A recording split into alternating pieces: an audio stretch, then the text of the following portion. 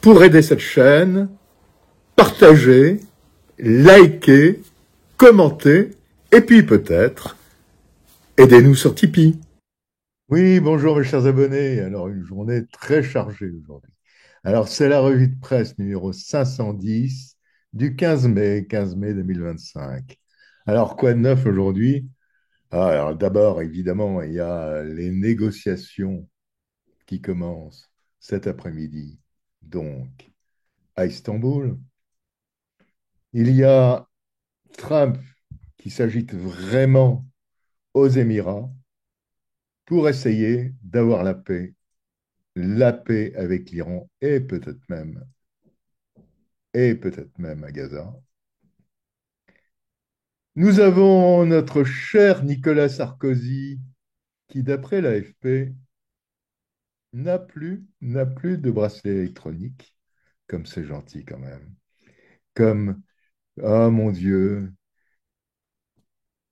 comme on est sympa en France quand même, n'est-ce pas, Monsieur Sarkozy? Or, à mon avis, il doit avoir envie de voyager un peu. Voilà, c'est ça le problème. Très mignon, Monsieur Sarkozy. Et puis, nous avons Madame von der Leyen. Oui, Ursula. Ah, là, tu commences à avoir un problème. Il va falloir peut-être que tu montes tes SMS. Eh oui. Ah, ça fait quand même pas mal de temps que tu devrais le faire. Bon, il faut y croire. La revue de presse numéro 510, donc du 15 mai 2025. Euh, merci aux nouveaux abonnés de cette chaîne. À très bientôt. Au revoir. À nouveau, Emmanuel Macron et d'autres dirigeants européens ont promis de nouvelles sanctions terribles contre la Russie. Est-ce que vous avez la Russie a-t-elle des possibilités de riposter et quelles seraient-elles en termes de sanctions économiques? Par exemple sur l'uranium enrichi, sur les terres rares? On a peur de ces sanctions, on ne dort pas. Vraiment, c'est le 17e paquet de sanctions. Il y en avait avant 16. Aujourd'hui, il y a 25 850 sanctions contre la Russie. Et l'économie russe est en hausse, et l'économie française et l'économie de l'Union européenne est en baisse. Voilà le résultat. Donc, 17e paquet, 20e paquet, 40e paquet, on s'en fiche. Et donc, toutes ces sanctions, ça amène surtout à l'appauvrissement de la classe moyenne en Europe. Parce que le prix de gaz, le prix de l'électricité, le prix des gasolines, tout ça est en hausse. Et il y a la fermeture des usines en Allemagne, il y a l'industrie française qui déménage aux États-Unis, il y a des éléments, pour l'instant, des éléments de crise que les dirigeants français cachent de leur population ils cachent le lien de cette crise économique avec les sanctions anti-russes. Parce que la Russie fournissait du gaz et du pétrole pas cher, tandis qu'aujourd'hui, les Européens achètent le gaz et le pétrole américain qui est 3 fois plus cher. Ce qu'on peut dire, c'est que là, on est quand même à un tournant dans les relations internationales et que ce tournant, eh bien, il est à la main des États-Unis pour l'instant. D'abord parce qu'on voit un activisme diplomatique du président américain qui est quand même assez extraordinaire sur le conflit indien, sur la Chine, sur le conflit indien, sur la Chine, sur l'Iran, sur la relation avec Israël et ce qui se passe à Gaza, sur la Russie et l'Ukraine, bien sûr, et sur la relation avec les Européens aussi. Il est clair que là, les États-Unis, sous la férule de Donald Trump, deuxième mandat, deuxième version, sont en train de reprendre la main, clairement, pour défendre ce que Donald Trump pense être les intérêts américains. C'est sans Vladimir Poutine que les pourparlers de paix entre la Russie et l'Ukraine doivent se tenir à Istanbul. Le dirigeant a envoyé Vladimir Medinsky, ancien ministre de la Culture devenu conseiller du Kremlin, pour représenter la délégation russe. Le week-end dernier, Vladimir Poutine avait appelé à des discussions directes entre Moscou et Kiev. Le président ukrainien Volodymyr Zelensky l'avait pris au mot, proposant de le rencontrer en Turquie. Donald Trump sera également aux abonnés absents. Un peu plus tôt, le président américain n'avait pas exclu de se rendre à Istanbul. C'est finalement le secrétaire d'État Marco Rubio et les envoyés Steve Witkoff et Keith Kellogg qui participeront à la réunion. Dans ces conditions, la présence de Volodymyr Zelensky elle-même n'est pas garantie. Le dirigeant est quoi qu'il en soit bien en Turquie, mais à Ankara, pour rencontrer son homologue turc Recep Tayyip Erdogan. Alors, voilà une déclaration de M. Barrot, notre ministre des Affaires étrangères, qui se trouve à Istanbul. Alors, je ne sais pas s'il attendait M. Poutine, mais franchement, il pourra l'attendre longtemps. Mais par contre, les gens envoyés par Poutine vont arriver pour les négociations. Et pourtant, regardez ce qu'il dit. Ce matin en Turquie, et l'Ukraine a tenu sa parole. Volodymyr Zelensky est présent avec ses conseillers, avec son ministre avec lequel je me suis entretenu à l'instant pour négocier la paix. Mais face à eux se trouve une chaise vide, la chaise sur laquelle devait s'asseoir Vladimir Poutine. Vladimir Poutine traîne les pieds et qui, de toute évidence, n'a pas envie d'entrer dans ces négociations de paix, alors même que le président Trump a marqué sa disponibilité et sa volonté de faciliter ces discussions. Alors bien sûr, aujourd'hui, une équipe technique diligentée par Vladimir Poutine se rendra en Turquie où elle rencontrera une équipe ukrainienne.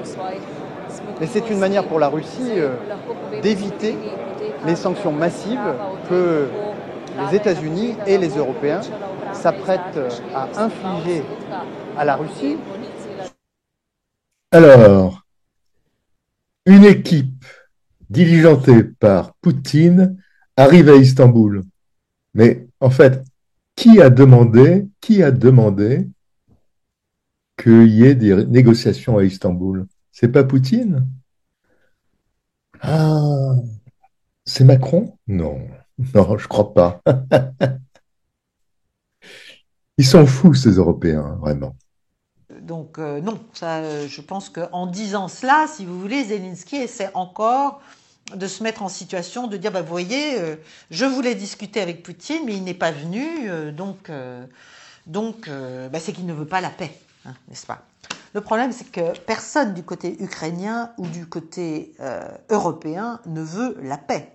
Les Européens, ils n'ont jamais parlé de cessez-le-feu avant l'arrivée de Donald Trump, déjà. Hein, c'est lui qui a changé les termes du débat. Et depuis, ils sont obligés de se déterminer en fonction de ces termes américains. Et ensuite, ils veulent des garanties de sécurité, voilà, pour leur déploiement de troupes. Or, on a bien vu ce que Trump a dit, il n'y aura pas de soldats américains en Ukraine, il n'y aura pas de garantie de sécurité militaire donnée à l'Ukraine, ni aux Européens, membres de l'OTAN, qui auraient la bonne idée de déployer des troupes sur le théâtre du conflit. Ensuite, il y a une division interne en Europe, entre ceux qui trouvent ça complètement fou, et il y en a quand même un certain nombre, déjà les Italiens, les Polonais, le ministre de la Défense et le ministre des Affaires étrangères polonais viennent tous les deux de dire qu'il n'y aura pas un soldat polonais sur le théâtre ukrainien, donc ils commencent à sentir le vent du boulet russe, là. И сначала Зеленский какие-то там делал заявления, что он требует, чтобы Путин прибыл лично. Ну, жалкий человек, но всем же понятно, кроме, наверное, его самого и тех, кто им кукловодит. Потом ему старшие товарищи объяснили, что не надо так глупо себя вести, и нужны переговоры. Alors bien sûr, aujourd'hui, l'Ukraine, c'est la diplomatie qui est en première ligne. Alors, je vais d'abord revenir sur ce que Emmanuel Macron nous a sorti d'assez surprenant mardi soir.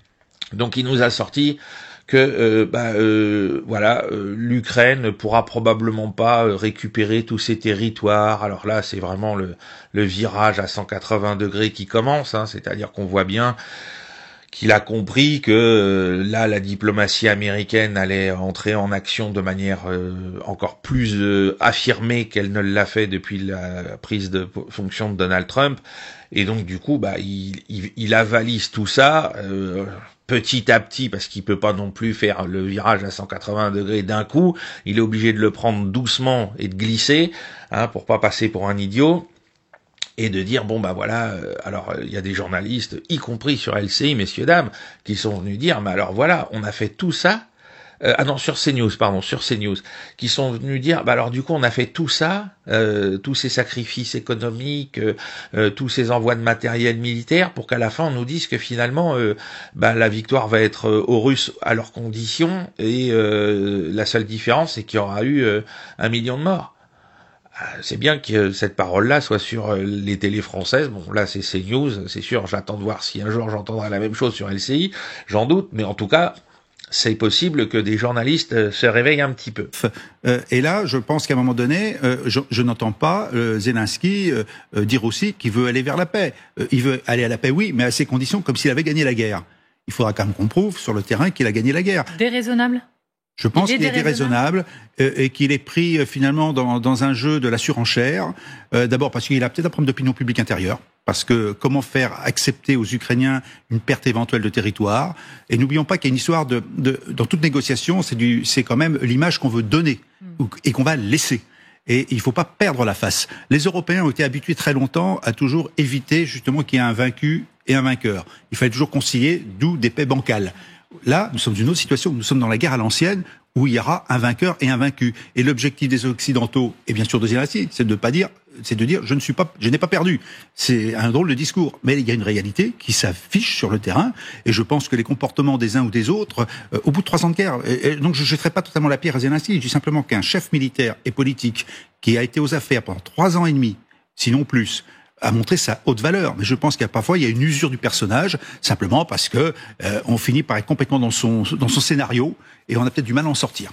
Commencer par cette carte générale de la partie nord du secteur qui nous intéresse. Vous avez en pointillé Chassovyar, pointillé rouge Chassovyar. Ensuite, vous avez en orange Toretsk. En jaune, la zone intermédiaire entre Toretsk et Pokrovsk. Et puis, donc, Pokrovsk, la zone qui est donc, la ville est encadrée en bleu clair, bleu ciel, et la zone est encadrée en vert tout en pointillé.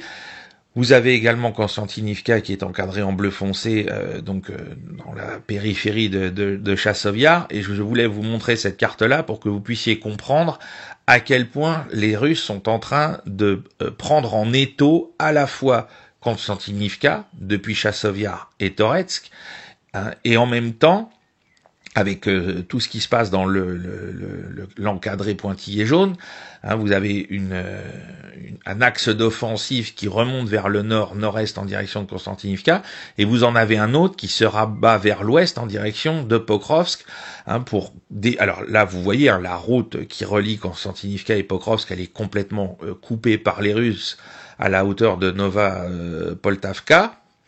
Ça fait plus l'ombre d'un doute depuis quelques semaines maintenant, et la zone de contrôle russe ne cesse de s'étendre.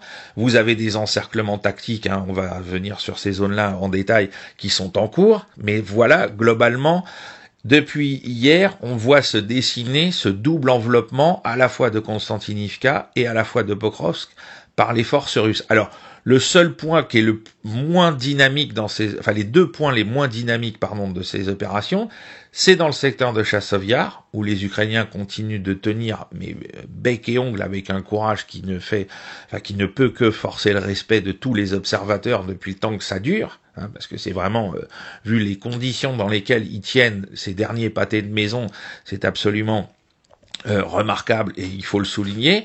Donc c'est dans cette zone-là que c'est le plus lent, et du côté de Pokrovsk, donc c'est les 2 bords de la grande pince de l'opération générale, même si l'opération pour prendre Konstantinivka n'a qu'un intérêt par rebond sur Pokrovsk, mais en tout cas, là où c'est le plus lent, c'est dans le secteur de Chassovyar et dans le secteur qui est immédiatement à l'ouest-sud-ouest de Pokrovsk, puisque c'est là que les Ukrainiens investissent le plus à la fois de moyens défensifs, de renforts, pour tenter d'éviter à la fois la chute de Chasovia et puis l'encerclement de Pokrovsk par l'ouest.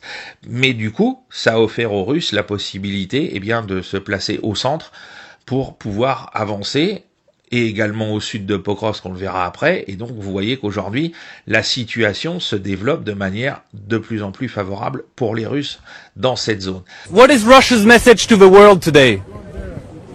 Tu vas pas aimer ma réponse, mon ami. On a gagné une fois, on gagnera encore. On your show, you regularly threaten to bomb Paris, Berlin, London. Bien sûr. You're not serious. Bien sûr que je suis sérieux. C'est inévitable. Nous, You really want Russia to bomb Western Europe? non, mais on veut juste faire ce qu'il faut pour survivre. Si vous pensez sérieusement que vous pouvez envoyer vos troupes et vos soldats en Russie ou en Ukraine pour combattre les Russes, désolé les gars, vous allez mourir. Quoi? You want Russia to stop at Ukraine? Mais vous voulez qu'on prenne quoi? Non mais vous voulez qu'on prenne quoi? Dites-le moi. Nous, imprévisibles? Mais on est 100% prévisibles. C'est vous les mecs imprévisibles. Pourquoi on vous oublie en Afrique? Pourquoi on vous oublie partout dans le monde? Pourquoi vous venez partout avec votre accent bizarre en n'apportant que de la destruction? Qui vous aime encore? Mais réveillez-vous. La Chine ne vous aime pas, l'Inde ne vous aime pas, l'Amérique latine ne vous aime pas. Vous méritez pas d'être aimé. Pourquoi? Peut-être parce que pendant des milliers d'années, vous avez dit que vous étiez le top, les gens les plus intelligents, les numéros 1. Vous êtes rien, les gars. Réveillez-vous. On vous a chassé du continent africain et vous méritez qu'on vous dégage de tous les autres endroits. Vous avec votre petit Macron, là, et vos troupes françaises. Protégez plutôt votre population. Ne les laissez pas mourir pour les nazis en Ukraine. Pas pour les habitants de l'Ukraine, hein. Pour les nazis en Ukraine. L'Ukraine n'est pas une démocratie. Où est Napoléon? Franchement, où est Napoléon? Ah oui, Napoléon est mort. Dites à Macron qu'il n'est pas Napoléon. Il y a toute une propagande anti-Emmanuel Macron en Russie parce que il est perçu comme une sorte de clown international là-bas. Et donc, je voulais absolument, moi j'aime beaucoup mon prénom, et je voulais montrer que tous les Emmanuel ne sont pas idiots. Réhabiliter le prénom. Et la France. Et la France. Et la France. Je veux dire, la France produit de la pensée géopolitique. Mais là, vous voyez cette progression. Alors, tout à droite, dans l'encadré orange, vous avez la situation autour de Toretsk et au sud-ouest de Toretsk. Mais regardez bien ce qui se passe au centre dans l'encadré jaune. Vous voyez la progression russe qui se fait en longeant la route pour partie qui relie Mirnograd, Pokrovsk à Konstantinivka. Ça, c'est l'axe nord vers Konstantinivka. Et puis, vous voyez ces deux grandes flèches rouges qui vont vers Mirnograd. Vous voyez qu'elles ont créé une zone grise entre les deux pointes des flèches, dans les zones grises dans laquelle les Ukrainiens, semble-t-il, n'ont pas encore évacué toutes leurs forces. Et d'ailleurs, vous pouvez également constater qu'entre la zone jaune, enfin la zone encadrée en jaune et la zone encadrée en orange, c'est pareil. On va avoir un encerclement tactique des forces ukrainiennes qui défendent Staraya Nikolaïevka, parce que, là encore, les Ukrainiens n'ont pas décroché, et je vous le rappelle, le but de l'offensive de part et d'autre de ces positions, c'est de passer derrière les défenses ukrainiennes pour éviter de les attaquer de front. Et les Ukrainiens, au lieu de décrocher, sont, semble-t-il, restés au fond de cette nasse.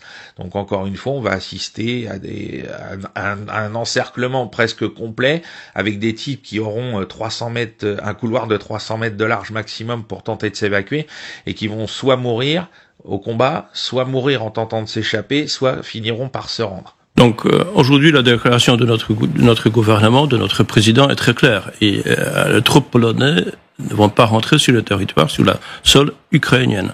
Pourquoi? Parce que la Pologne joue un rôle absolument important. Nous protégeons la frontière avec la Biélorussie, on protège la frontière avec l'enclave de Kaliningrad, de Königsberg, tout ce que vous voulez. En plus, la Pologne organise le plus grand hub logistique pour aider l'Ukraine. Donc aujourd'hui, nous ne disposons pas tout simplement de forces que nous pourrions envoyer en Ukraine. Donc on va supporter tous nos alliés, on va aider dans tous les domaines, mais aujourd'hui, il n'y a question d'envoyer des troupes polonaises au sol украинского. Слежу за лентой новостей. И вот тут читаю, что Зеленский назвал бутафорным уровень делегации России во главе с Мединским с участием заместителя министра иностранных дел России господином Галузиным, представителем Минобороны, руководителем Главного управления Генштаба Российской Федерации. Кто использует слово «бутафорный»? Клоун? Неудачник? Человек вообще с неизвестным образованием в отношении людей, у которых есть не просто базовое образование, ученые степени, заслуги перед Отечеством, кто своим трудом доказал уровень профессионализма, он их так называет бутафорией? Да кто он есть?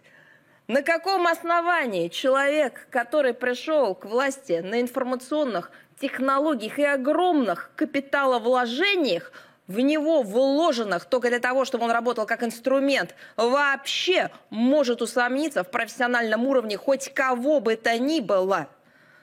Это человек, который не имеет права так говорить о высочайших профессионалах своего дела. Мало того, это переговорная команда, это делегация, как это и было объявлено. Именно слово «делегация» звучало в соответствующих предложениях Российской Федерации.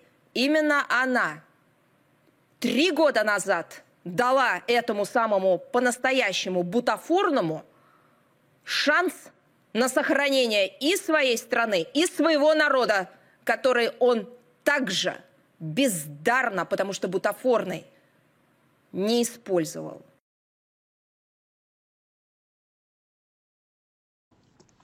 En fait, Poutine, et il l'a déjà dit à plusieurs reprises, ça faisait un petit moment qu'il y avait cette petite musique, est d'accord pour qu'on reparte finalement de ce qui s'était discuté en avril 22. Je ne sais pas si vous voyez le nombre de morts qu'on aurait pu éviter si on n'avait pas voulu faire la guerre.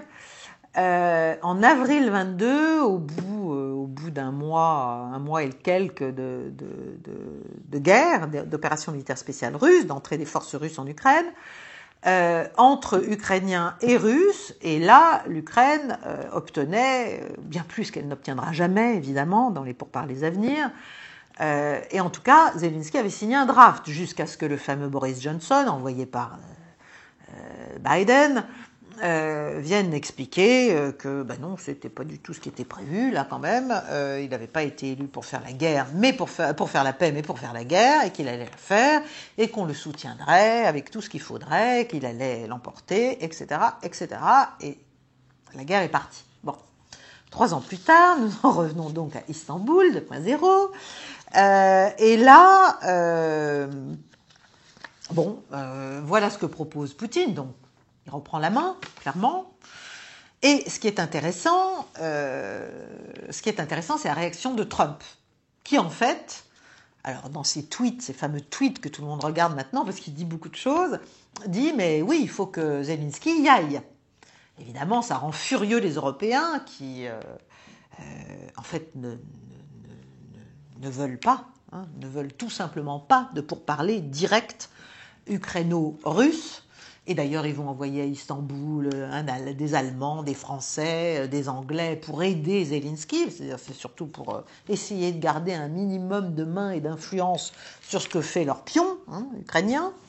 Des fois qu'ils pourraient trouver que finalement un accord peut être intelligent pour lui. Donc, Trump a accueilli favorablement la proposition russe. Il l'a dit. Et en fait, la question des sanctions massives, là, qui devaient être imposées si la Russie ne se rendait pas à l'ultimatum, eh bien, on n'a pas l'impression que pour les États-Unis, ce soit véritablement si important que cela, alors que pour les Européens, évidemment, non seulement l'ultimatum n'a pas marché, mais les sanctions sont un peu dans les limbes. Certes, il y en a déjà 17 paquets, le dernier vient de passer, mais le 18e, là, les sanctions massives qui allaient enfin mettre à terre l'économie russe une bonne fois pour toutes, n'est-ce pas, ça paraît assez mal barré, il faut dire, puisque les Américains, en tout cas Donald Trump, ne semblent pas trouver que ce soit forcément une très bonne idée. Donc les Européens essaient, d'après ce que j'ai compris, absolument d'obtenir un avis américain sur et si Istanbul ne donne rien, est-ce qu'on ne peut pas imposer là nos sanctions et dire que vraiment c'est de la faute de la Russie si ça ne marche pas, c'est pour parler. Ensuite, Zelensky, lui, il a dit, alors moi, je suis prêt, j'attends Vladimir Poutine de pied ferme à Moscou. à Istanbul, pour ces pourparlers. C'est très gentil, c'est très mignon, mais je ne pense pas que Vladimir Poutine, et Zelensky le sait très bien, considère que ce soit le moment de discuter avec lui. D'abord, il ne le considère pas comme un président légitime, il faut quand même le rappeler, et il ne l'est pas. Hein, il n'est ni légal ni légitime du point de vue russe. Deuxièmement, des négociations de ce niveau, on ne commence pas à discuter entre guillemets entre chefs d'État, c'est-à-dire qu'il y a quand même des équipes. S'il doit y avoir des pourparlers russo-ukrainiens, il y a des équipes.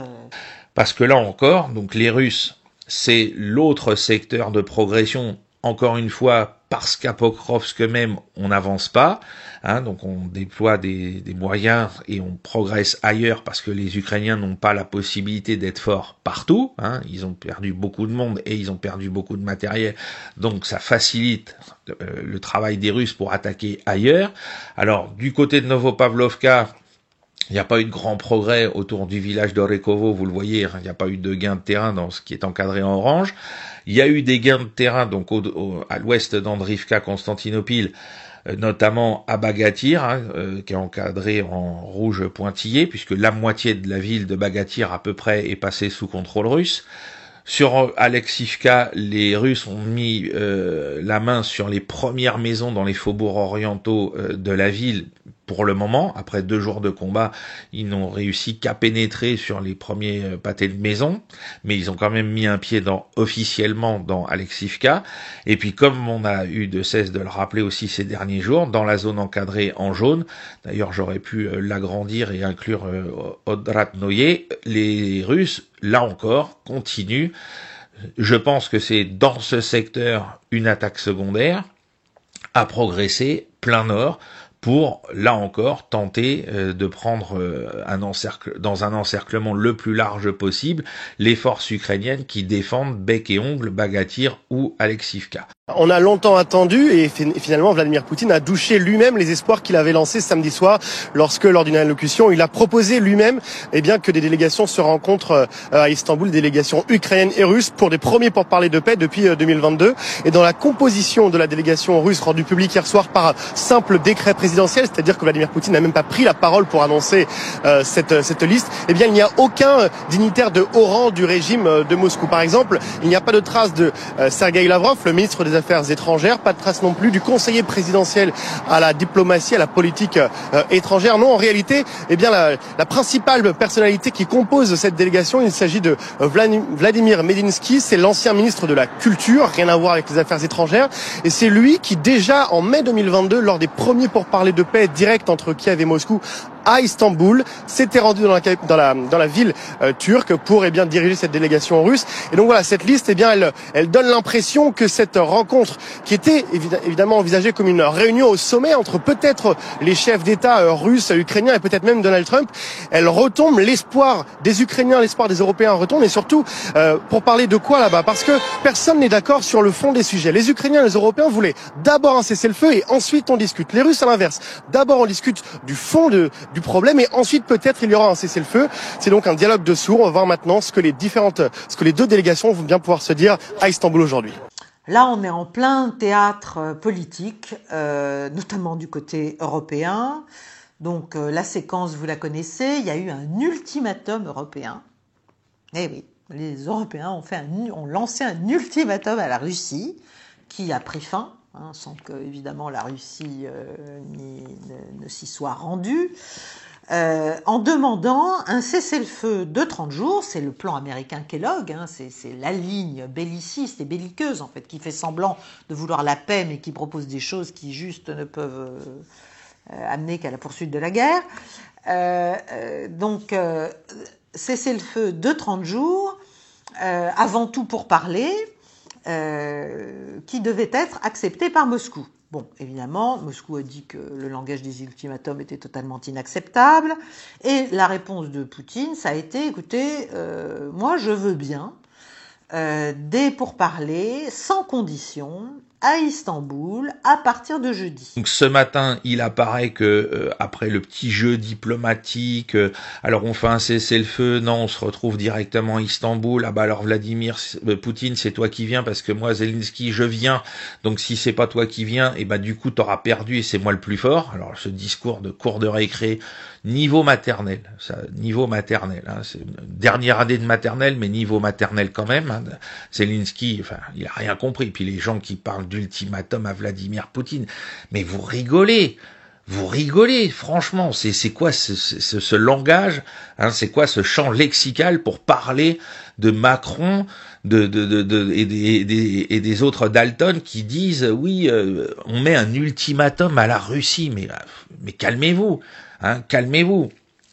Donc l'histoire, c'est du coup, Zelensky, bah lui, comme d'habitude, il sent qu'il est poussé par les Européens et donc il se sent gonflé. Et donc il arrive. Bon bah alors moi je vais à Istanbul et si Vladimir Poutine il vient pas, c'est que c'est un dégonflé. Non mais c'est pas possible, c'est pas possible. Alors on sait depuis la fin de la soirée, début de matinée que il y aura une équipe russe très importante de diplomates, etc., qui sera présente, avec des gens représentant aussi les services de renseignement, l'armée, etc. Mais il y aura pas Vladimir Poutine, il y aura même pas Lavrov pour le moment. Voilà, donc il y aura Marco Rubio côté américain, avec vraisemblablement Witkoff. Il y aura bien sûr Zelensky, mais Poutine ne va pas débarquer tant qu'on ne se sera pas, comme d'habitude, hein, comme le rappelaient certains quand même avec intelligence, les Russes, quand ils font ce genre de choses, le chef de l'État vient quand tout a été réglé et qu'on n'en est plus qu'à la signature de l'accord définitif. In 2014, and I said, and I quote, there will be a war in Ukraine. Why did I say that? It was obvious to me that the ever eastward expansion of NATO and the European Union was giving this man a reason to his Russian people to say they're coming for us again and to go to war. Today we are rushing through an association agreement at undue speed with the Ukraine, and as we speak there are NATO soldiers engaged in military exercises in the Ukraine. Have we taken leave of our senses? Do we actually want to have a war with Putin? Because if we do, we're certainly going about it the right way. Amongst the long list of foreign policy failures and contradictions in the last few years, including of course the bombing of Libya, the desire to arm the rebels in Syria, has been the unnecessary provocation of Vladimir Putin. This EU empire, ever seeking to expand, stated its territorial claim on the Ukraine some years ago.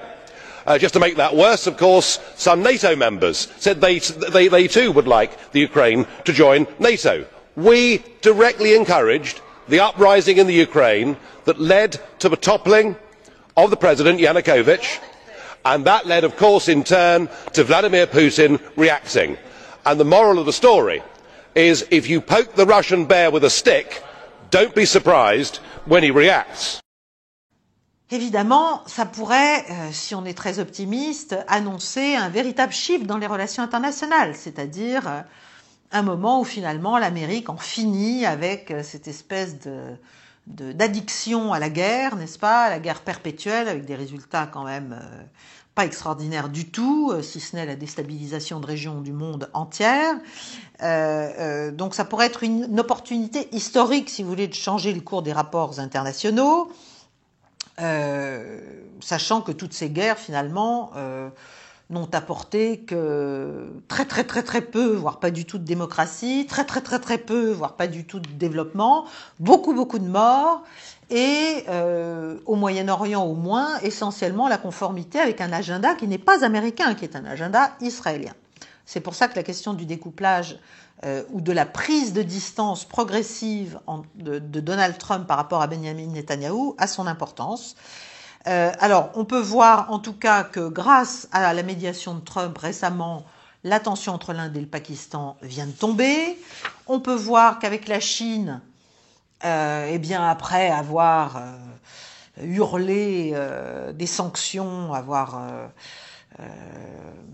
expliqué qu'il allait monter, puis encore plus monter les tarifs douaniers vis-à-vis de la Chine, vu la réponse cinglante qui s'était tirée de la part de Pékin il a changé de ton, il a changé de registre et désormais il y a un mécanisme de consultation commerciale entre Chinois et Américains. Il y a eu des pourparlers à Genève dans ce sens. Sur l'Iran, eh bien, il a l'air de résister, et il faut s'en réjouir, aux pressions israéliennes extrêmement fortes visant à faire entrer les États-Unis en guerre contre l'Iran, en guerre ouverte contre l'Iran, en appui de la volonté israélienne. Et c'est là que l'on peut comprendre qu'il y a manifestement moi, je ne parle pas de découplage parce que non, Israël reste un allié privilégié des États-Unis et de toute façon, politiquement, Trump ne peut pas faire, même s'il le souhaitait, ce qu'à mon avis il ne souhaite pas, il ne peut évidemment pas se décorréler des intérêts d'Israël, mais néanmoins, on voit bien que sur l'Iran, il n'a pas envie du tout de faire la guerre, c'est clair. Deuxièmement, il y a eu l'affaire Waltz, c'est-à-dire Waltz, je prononce à l'américaine, Waltz, c'est-à-dire son conseiller à la sécurité nationale qu'il vient de virer, enfin de remercier et de mettre au poste d'ambassadeur des États-Unis à l'ONU, après avoir découvert finalement que Valls, qui est quand même qui est censé être un de ses grands subordonnés et en tout cas travailler pour les États-Unis, travaillait en fait de concert avec les Israéliens de manière assez directe pour pousser à cette intervention militaire américaine contre l'Iran. Donc là, je pense que Trump l'a quand même assez mal pris. D'ailleurs, Tulsi Gabbard, qui coordonne le renseignement national, est aussi en train de remercier un certain nombre de gens qui manifestement ont des agendas qui ne sont pas tout à fait conformes aux intérêts nationaux américains tels que définis par Donald Trump. Ce qui est clair, c'est que Trump ne supporte plus le chantage en fait de Benjamin Netanyahou pour l'entraîner dans une guerre contre l'Iran. Il veut faire la paix. Il veut être l'artisan d'une paix globale au Moyen-Orient. Il a décidé que sa première tournée de chef d'État serait au Moyen-Orient. Elle serait ni en Europe, ni en Israël, ni en Chine, ni où que ce soit, mais au Moyen-Orient. Il vient de quitter l'Arabie Saoudite pour le Qatar. Après, il y aura normalement les Émirats Arabes Unis. Certes, il a affaire à de très fortes pressions autour de lui, de gens qui sont vraiment des pro-sionistes et des pro-israéliens purs et durs, comme son secrétaire d'État, Marco Rubio, comme Lindsey Graham au Sénat, qui lui fait aussi du chantage en expliquant qu'il a un groupe de sénateurs républicains qu'il peut, organiser contre Trump et contre les initiatives de Donald Trump si les intérêts d'Israël, et lui il appelle carrément à bombarder l'Iran, à nettoyer l'Iran, à annihiler l'Iran. Enfin bref, malgré toutes ces pressions, Donald Trump essaie de tenir une ligne qui est celle d'une discussion. Alors évidemment, c'est toujours la diplomatie à la Trump, c'est-à-dire ça paraît un peu désordonné, on passe, il y a des méthodes, j'allais dire quasi mafieuses, hein, de pression, de chantage. Au moment où on commence un dialogue, comme ça s'est passé sur l'Ukraine avec la Russie, d'un seul coup on reparle de sanctions. Enfin, il y a toujours cette espèce de tentation de la carotte et du bâton, si vous voulez, et surtout du bâton. Mais il faut comprendre aussi que ces alternances un peu désordonnées de méthodes, d'approches, de tonalités, ça permet finalement des changements de pied. Et ça permet de s'adapter, ça permet des changements tactiques, quoi, en fait. Et donc, parce que finalement, chaque fois que Trump change d'avis, on dit, écoutez, c'est du Trump, hein, voilà. C'est comme ça, c'est le dernier qui a parlé qui a raison, il a changé d'avis. Bon. En fait, il est extrêmement pragmatique. Il a probablement son idée, il est probablement aussi influençable, mais il a une manière d'entrer comme un chien dans un jeu de quilles sur tous les sujets, qui fait que ça lui donne du poids et ça déroute les autres. Sur la situation aux États-Unis et à l'international. La situation est vraiment très intéressante pour un historien, ce que je reste malgré tout, malgré mes efforts de communication internationale, parce qu'on est à un moment de crise et de basculement. Hein, et en fait, de conférences en interview, etc., j'évolue. C'est-à-dire, pas que je me contredise, mais on voit des événements qui arrivent, qui s'affinent, on ne savait pas exactement ce que ça allait être, ce qu'allait faire Trump, et c'est un extraordinaire exercice, je dirais, d'adaptation intellectuelle. C'est-à-dire, il y a des faits nouveaux qui sont injectés dans Est-ce que vous avez été surpris? Moi, je cours de surprise en surprise. Les surprises initiales, c'était la violence de Trump contre ses alliés, les Européens, les Ukrainiens, etc. Les Canadiens. Les Canadiens, oui. Et puis, ce que j'appelle le néo-bellicisme européen. Mais on a vu, je dirais, beaucoup d'autres choses. Alors, je suis dans le détournement de concept en ce moment. Je veux dire, il y a des mots qui sortent et qui me plaisent. Et finalement, alors les gens parlent beaucoup de toutes sortes de gens qui sont autour de Trump, puisque la différence entre la deuxième présidence Trump et la première, il y a beaucoup de différences. C'est que la première, il était engoncé dans l'establishment encore, il était assez paralysé. Et là, il y a autour de lui toutes sortes de gens nouveaux dont les noms qui apparaissent. Donc, c'est surtout là-dessus que j'ai travaillé. Donc, je vais commencer par celui qui a été le plus utile pour moi, sans que je sois d'accord. C'est Peter Thiel. Alors là, j'avais un avantage initial. J'avais passé 3 heures à causer le bout de gras avec lui à l'hôtel Georges V. On va rappeler qui c'est peut-être pour les spectateurs. Donc, Peter Thiel, c'est un milliardaire américain. C'est le fondateur de PayPal. Et c'est un libertarien anti-État et toutes ces sortes de choses. Donc, ce n'est pas du tout ma tasse de thé. Alors, j'étais un peu embêté parce que j'ai un préjugé favorable au départ parce que en fait, quand on avait discuté, on s'était marré comme des fous. C'est aussi un Américain sympa. Ce qui est souvent le problème avec les Américains. The transformations have been unbelievably remarkable. Before our eyes, a new generation of leaders is transcending the ancient conflicts of tired divisions of the past and forging a future where the Middle East is defined by commerce, not chaos, where it exports technology, not terrorism, and where people of different nations, religions, and creeds are building cities together, not bombing each other out of existence. We don't want that.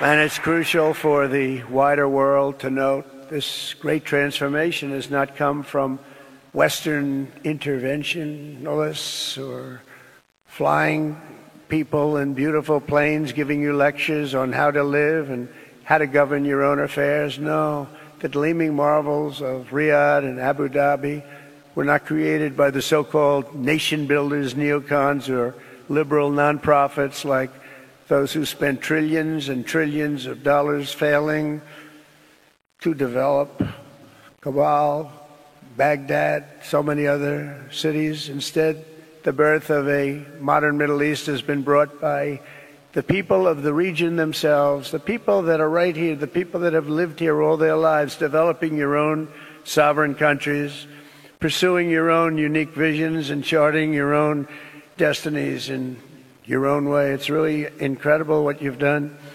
In the end, the so-called nation builders wrecked far more nations than they built, and the interventionists were intervening in complex societies that they did not even understand themselves. They told you how to do it, but they had no idea how to do it themselves. Peace, prosperity, and progress ultimately came not from a radical rejection of your heritage, but rather from embracing your national traditions and embracing that same heritage that you love so dearly.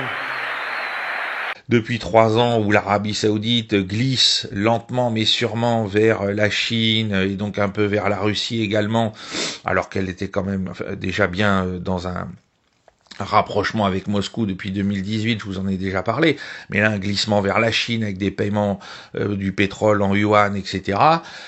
Trump a dit là, il faut à tout prix marquer le coup parce que en plus de ça, il faut comprendre, comme je ne cesse de l'expliquer partout sur les plateaux, sur cette chaîne, etc., l'Arabie Saoudite, c'est une des deux clés pour ouvrir définitivement les portes du dossier palestinien. Donc il fallait, pour que Donald Trump montre l'importance de l'Arabie Saoudite et du prince MBS Mohammed Ben Salman au monde entier, qui commence à tourner là-bas. Et alors, bon, il y a un forum économique, etc. Et à l'issue de sa prise de parole au forum économique, il nous a fait un moment Donald Trump, puisque devant une assemblée composée pour moitié d'Américains et moitié de Saoudiens, en tenue traditionnelle, il a mis la musique de sa campagne YMCA. Voilà, avec Mohammed Ben Salman qui avait un grand sourire, tout le monde qui applaudissait, enfin bref, voilà, Donald Trump est un punk de la politique et de la diplomatie, et là il nous l'a encore prouvé. C'est assez spectaculaire et ça a fait rire certains, en tout cas moi ça m'a bien fait rire.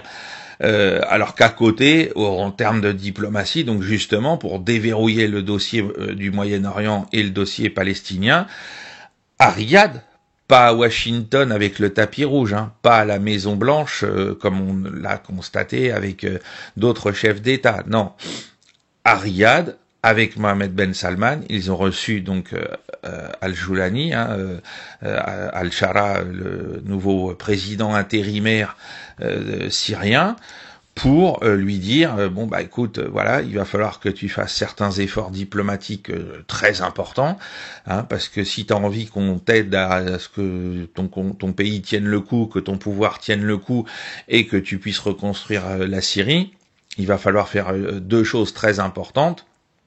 Va falloir reconnaître Israël, donc entrer dans les accords d'Abraham, et puis il va falloir mettre un peu d'ordre dans ce qui se passe en interne, parce que la façon dont il y a eu encore les massacres, etc., c'est bien évidemment pas soutenable.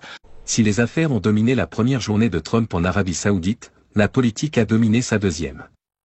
L'histoire s'est écrite à Riyad mercredi, avec des entretiens entre le président américain et le dirigeant syrien en exercice Ahmed al-Shara. L'Arabie Saoudite a également accueilli une réunion entre M. Trump et les dirigeants du Conseil de coopération du Golfe.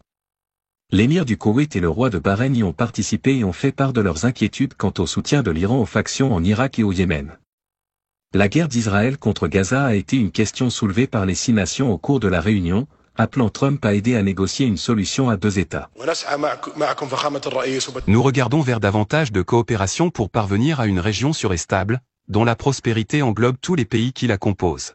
Nous avons une occasion unique de procéder ensemble à l'établissement d'une paix durable et équitable qui garantisse les droits du peuple palestinien par le biais d'une solution à 2 États. Trump devrait discuter davantage de la crise palestinienne lors de la prochaine étape de sa tournée dans le Golfe. Le Qatar est un médiateur clé entre Israël et le Hamas, et a récemment organisé des pourparlers qui ont abouti à la libération d'un otage américano-israélien.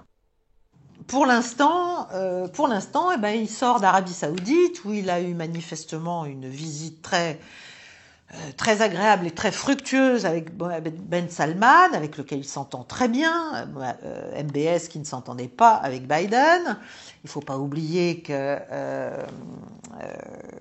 Trump en veut aussi beaucoup à Benjamin Netanyahou d'avoir soutenu Biden en 2020. Ça, c'est resté probablement dans le cerveau reptilien. Et donc là, il sort d'Arabie Saoudite, ils ont fait de grands accords, est-ce que ce sera suivi des faits, etc.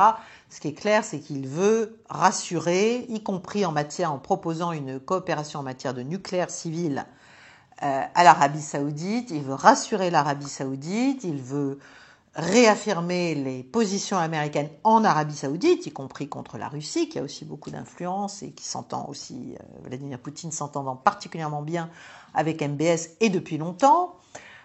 Donc il veut faire un certain nombre de choses qui lui permettent de jouer un grand jeu. Et ce grand jeu, c'est celui de la normalisation. Alors là, on peut penser qu'il est même en train, parce que vous savez que les Saoudiens avaient fait de la question palestinienne une condition sine qua non pour revenir dans les accords d'Abraham et pour finir par les signer, par normaliser leurs relations avec Israël, par reconnaître Israël.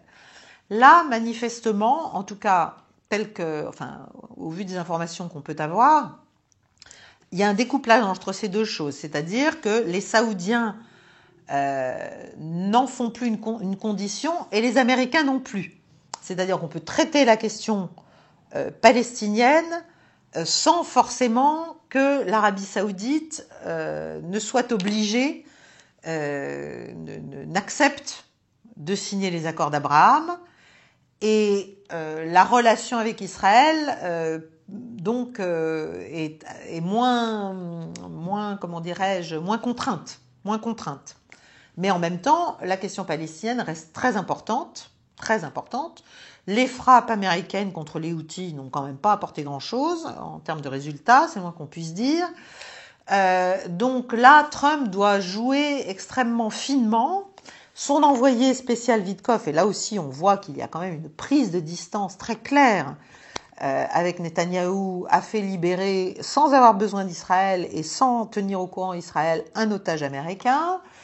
Il y a une pression quand même américaine pour qu'Israël stoppe ou atténue ses opérations à Gaza. Vous me direz que ça ne va pas jusqu'à arrêter les flots d'armes.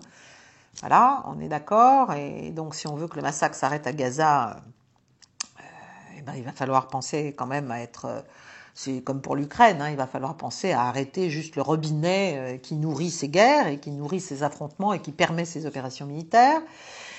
Benjamin Netanyahou est furieux. Il a annoncé que Israël allait devoir commencer à envisager sa défense et celle de ses intérêts indépendamment de l'assistance américaine.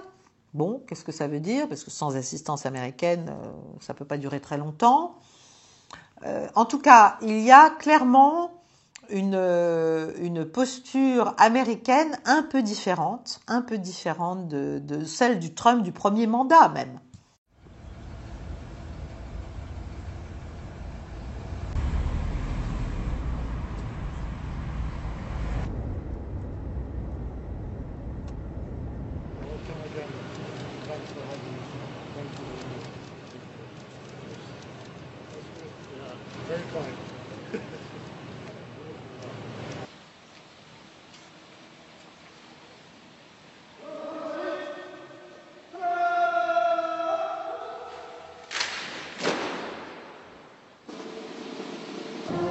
You're also working with us very closely with respect to negotiating a deal with Iran, which is the far friendlier course that you would see. I mean, we have two courses. There's only two courses. There aren't 3 or 4 or 5. There's 2.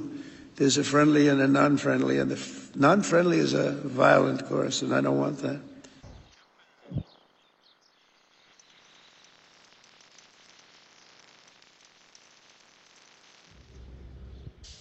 La jeunesse israélienne est probablement la jeunesse la plus militarisée du monde par rapport aux nécessités imposées par la situation géopolitique et géostratégique d'Israël.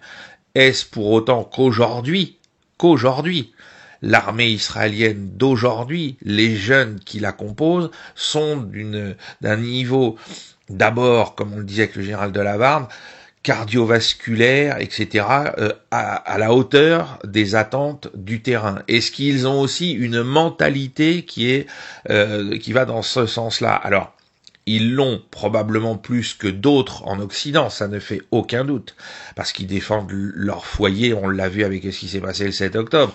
Mais on voit là aujourd'hui que on a un tiers des 300 000 réservistes mobilisés pour Gaza qui ont commencé à craquer. Parce que les conditions d'engagement, le surengagement de ces soldats-là est vraiment trop important à supporter. Et on parle donc d'un pays qui est capable de mettre 300 000 hommes, parce qu'il a un service militaire de 2 ans pour les femmes, de 3 ans pour les hommes, etc. Enfin, quelque chose de vraiment très imposant.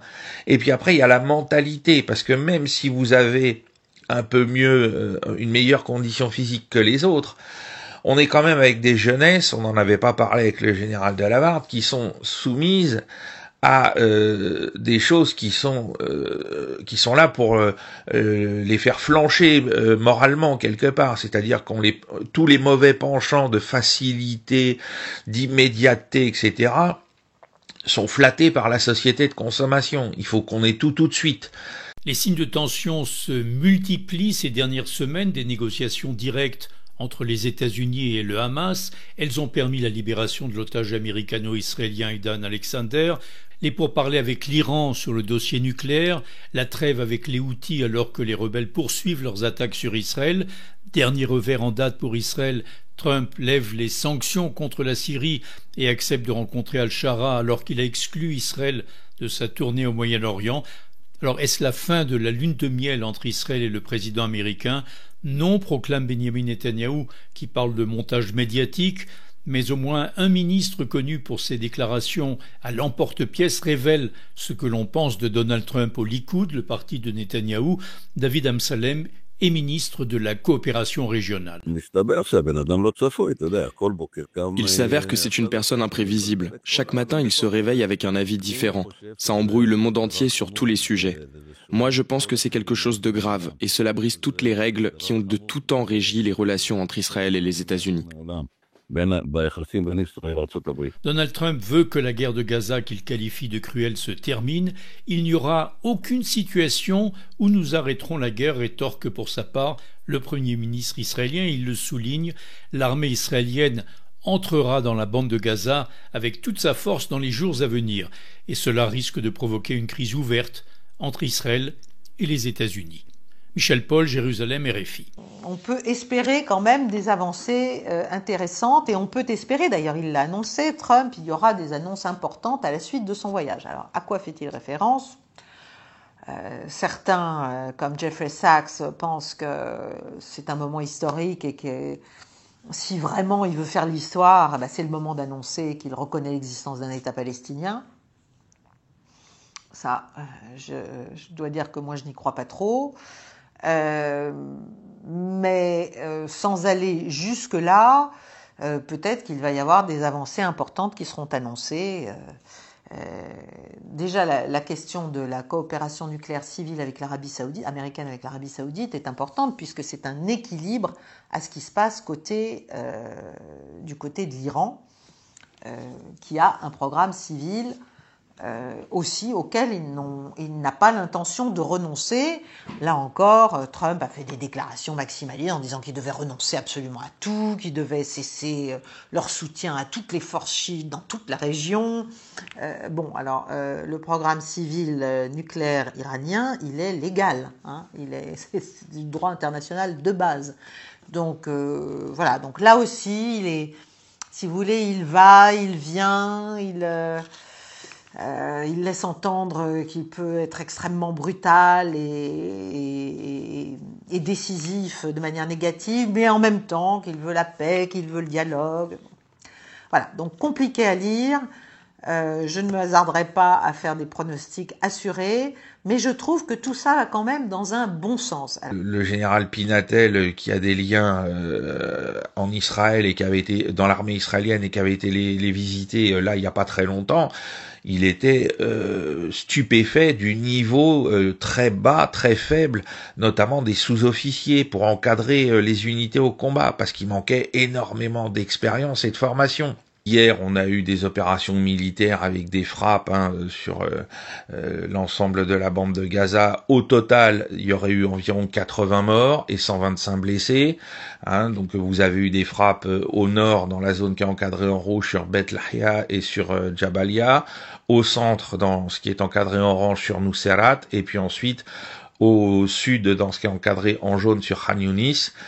Donc voilà, la seule frappe dans le secteur de Khan Younis a vraisemblablement visé l'hôpital européen et tué 28 personnes. Alors évidemment, tout le problème pour Trump, c'est toujours le même, c'est qu'il est environné de beaucoup de néo-conservateurs américains qu'il a nommés. Kellogg, c'est lui qui l'a nommé, Marco Rubio, c'est lui qui l'a nommé, Waltz, c'était lui qui l'avait nommé. Donc il y en a d'autres, il y a Tulsi Gabbard, il y a Steve Witkoff, il y a J.D. Vance, mais il y a vraiment une lutte interne pour savoir qui a le plus d'influence et qui peut le plus déterminer la ligne en politique étrangère de cette administration et de ce président. The EU court's ruling is a resounding slap in the face of Ursula von der Leyen. She has broken the law. The European Commission has violated the principle of transparency, and that is now official. The judges made it crystal clear. The text messages between von der Leyen and Pfizer CEO should have been preserved and disclosed. Instead, they were deleted, it was covered up, and it's been blocked. This is no minor administrative matter. This wasn't a mistake. This isn't about paperwork or filing system. It's about a €1 billion contract, public trust, and the abuse of power in the middle of Europe's greatest power grab, masquerading as a health crisis. Ursula von der Leyen placed herself above the rules, above Parliament, above the law, above the people, like a queen ruling by divine right. But no one is above the law, not even Ursula von der Leyen. Now is the hour of the reckoning, with a full committee of inquiry, and that begins with the truth and not with deleted text messages. So yes, Ursula von der Leyen, I hope you will be held to account. The court saw to it today, and we will stay on the case, and we will make you spit out the truth. Bonjour Dimitri, bonjour à tous. Vincent, laissez-moi un instant. Je reprends le lancement de votre sujet mis à jour comme chaque matin. On va parler d'Ursula von der Leyen, épinglée par la justice européenne.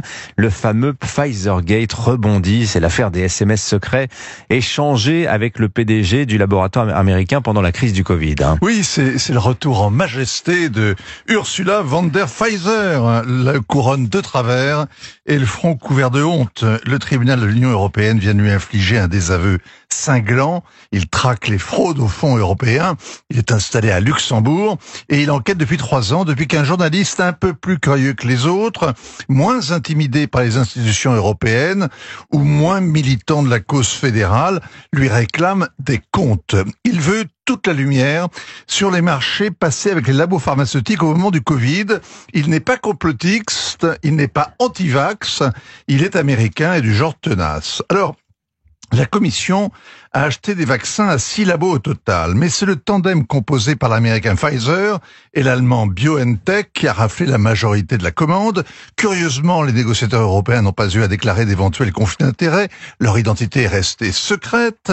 Contrairement à tous les usages, la présidente de la Commission européenne en personne a négocié avec Albert Bourla, le président de Pfizer. Il communiquait par SMS en janvier 2021 quand l'Europe a acheté 1,8 milliard de vaccins. On ignore pourquoi elle en a acheté autant, 10 doses par personne, qu'il a fallu ensuite détruire, et pourquoi il coûtait de plus en plus cher, 35 milliards d'euros. Cette énigme est au cœur du Pfizergate. Alors la Commission est légalement tenue de publier les échanges sur les accords commerciaux qu'elle négocie. Eh bien, dans ce cas précis, elle a refusé. Au journaliste du New York Times, elle a opposé une parfaite mauvaise foi, du genre à réclamer aux confrères la preuve évidemment impossible à apporter que les SMS avaient bien existé. Il aurait été tellement plus simple d'avouer que la présidente les avait effacés. Mais depuis 3 ans, le scandale grandissant a valu à Ursula von der Leyen plusieurs plaintes, dont l'une au pénal en Belgique pour destruction de documents publics et corruption, plainte jugée d'ailleurs irrecevable. La médiatrice de l'Union a été saisie, elle a ordonné au cabinet de la présidente de remettre la main sur les SMS. Le cabinet a fini par répondre que la présidente avait probablement changé de portable. La médiatrice a conclu à la faute de l'administration. La Cour des comptes a enterré le dossier sans l'avoir éclairci. La commission parlementaire sur le Covid-19 n'a rien obtenu non plus. Et à ce niveau d'opacité et de bureaucratie, ce n'est plus l'Union européenne, c'est l'Union soviétique. Avec une question pendante, est-ce qu'il y a encore quelqu'un dans le bastringue pour contrôler la présidence de la Commission? Et alors justement, est-ce qu'Ursula von der Leyen va enfin rendre des comptes? Alors il a menti, elle a menti, il faut qu'elle l'assume, qu'elle s'explique au lieu de faire jouer l'obstruction, qu'elle parle moins de transparence et qu'elle l'applique davantage. Elle et le petit groupe d'Allemands qui l'entourent centralisent l'autorité et contrôlent l'information. Pour le reste, on relèvera qu'il y a 900 journalistes accrédités dans le quartier Robert Schuman et 750 députés qui donnent des leçons anticorruption à la terre entière, mais c'est un quotidien américain qui a affronté les avocats de la Commission pour obtenir un peu de lumière sur un contrat qui concerne tous les Européens. Peut-être qu'Ursula von der Leyen est corrompue. Peut-être qu'elle... Non. En tout cas, il a tout fait depuis 4 ans pour qu'on se pose la question, et ça n'a pas dérangé les dirigeants européens qui l'ont reconduite à la présidente de la Commission.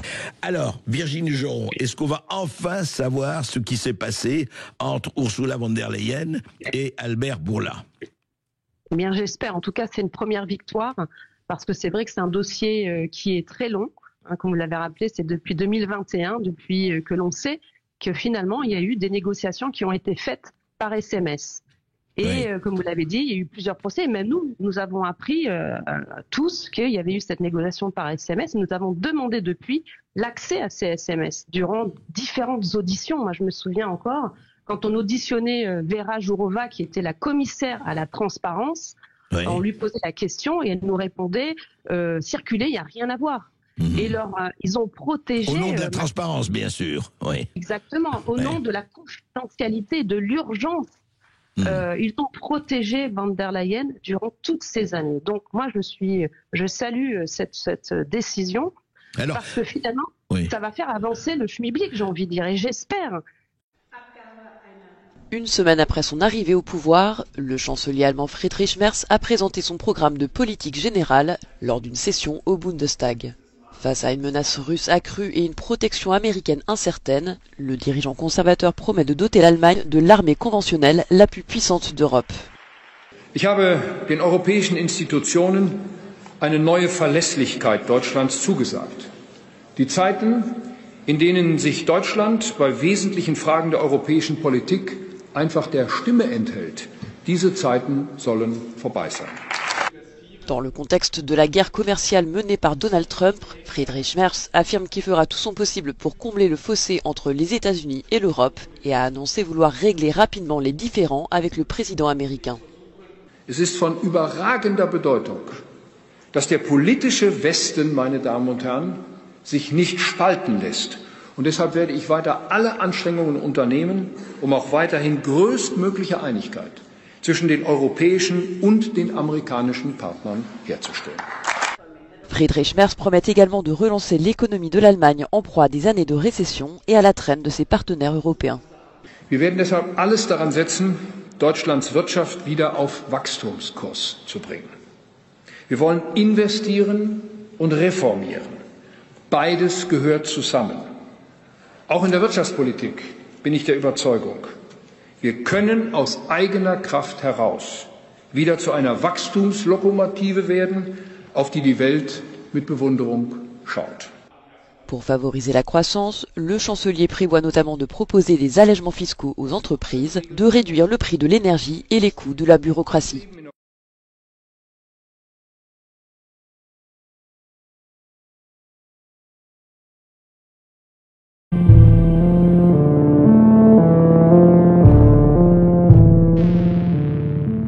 Alors, pour aider cette chaîne, partagez, likez, commentez, et puis peut-être, aidez-nous sur Tipeee.